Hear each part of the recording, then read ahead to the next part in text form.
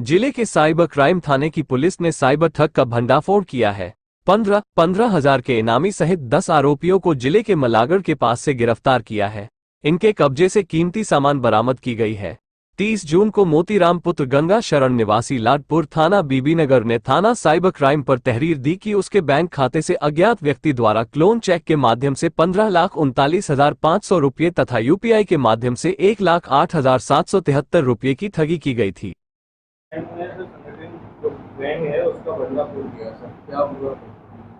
ये थाना साइबर बुलंदशहर द्वारा एक संगठित साइबर गिरोह जिसके 10 सदस्यों को आज गिरफ्तार किया गया है। प्रकरण ये था कि एक व्यक्ति जिनका एक बैंक में अकाउंट है, उनके अकाउंट से पैसे निकल जाते हैं चेक के माध्यम से, और वो चेक उनके पास ही था ओरिजिनल, और फिर भी बैंक से वो पैसे निकल गए और इनके पास ना कोई मैसेज आया ना कुछ। और उसके बाद जब इन्होंने एक दिन अपना पासबुक अपडेट कराया तो इनकी जानकारी में आता है कि इनके खाते से लगभग 15 लाख रुपए निकल चुके हैं। इस घटना की जानकारी इनके द्वारा साइबर थाने पे दी गई और तत्क्रम में साइबर थाने की पुलिस इसकी विवेचना और अनावरण में लग गई, जिसके क्रम में आज कुल 10 लोग गिरफ्तार किए गए हैं। इनसे पूछताछ में ये बात प्रकाश में आई कि ये एक गिरोह के रूप में काम करते हैं, जिसमें हर एक ग्रुप ऑफ पीपल का एक अलग अलग काम रहता है। इसमें कुछ लोग डेटा थेफ्ट में इन्वॉल्व हैं, जो कि बैंक से या अन्य फाइनेंशियल इंस्टीट्यूशंस में जो भी केवाईसी का डेटा भरा जाता है उसको बेचते हैं।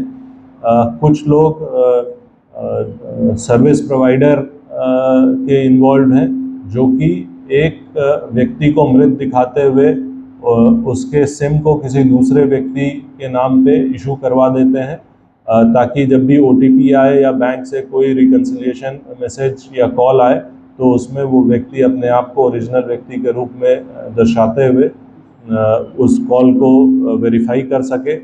इसमें कुछ लोग चेक की क्लोनिंग में इन्वॉल्व हैं, जो कि सेम बैंक के सिमिलर चेक्स को लेकर के एक सॉल्यूशन में डुबा करके पहले उससे जो भी प्रिंटेड है उसको हटाते हैं और उसके बाद फिर ओरिजिनल चेक के जो भी डिजिट्स हैं या लेटर्स हैं उनको उसमें पुनः प्रिंट करते हैं, ताकि बैंक में इस क्लोन चेक के बारे में कोई जानकारी नहीं हो पाए। एक गैंग है जो कि लेयरिंग में इन्वॉल्व रहता है, एक ग्रुप इनमें से, जो कि इस फाइनेंशियल फ्रॉड से हुए पैसों को अलग अलग खातों में तुरंत डिस्ट्रीब्यूट करता है, ताकि उनका मनी ट्रेल बना पाना बहुत कठिन हो जाए और रिकवरी बहुत कठिन हो जाए। और एक ग्रुप है जो कि एसेट क्रिएशन, यानी इन पैसों को एक जगह इकट्ठा करके उसको फिर एसेट के रूप में, जैसे कहीं ज़मीन खरीद लेना, कहीं मकान खरीद लेना, इस पे काम करता है। तो कुल मिला करके ये सभी मेंबर्स का 10 लोगों का गैंग अभी पकड़ा गया है। इनके पास से जो बरामदगी हुई है वो लगभग 83,000 रुपये कैश, 42 मोबाइल फ़ोन्स, क्योंकि ये अपनी आइडेंटिटी छुपाने के लिए अलग अलग फ़ोन्स का प्रयोग करते हैं, 33 सिम कार्ड, 12 चेकबुक जो विभिन्न बैंक्स के हैं, 20 पासबुक जो विभिन्न बैंक्स के हैं, 14 ऐसे लूज चेक्स जो कि विभिन्न बैंक्स के हैं, एक मारुति सुजुकी गाड़ी जिससे कि ये घटना में घूमते थे घटना करने के लिए। साथ ही इनके पास से जो पुलिस द्वारा कैप पहना जाता है वो ये अपने गाड़ी में आगे रखते थे, ताकि ये ऐसा लोगों को प्रतीत हो कि ये पुलिसकर्मी हैं और इनको कोई चेक ना करे। इनके पास से 2 वायरलेस सेट्स भी बरामद हुए हैं, जिसका कि ये प्रयोग आपस में बातचीत करने के लिए करते थे।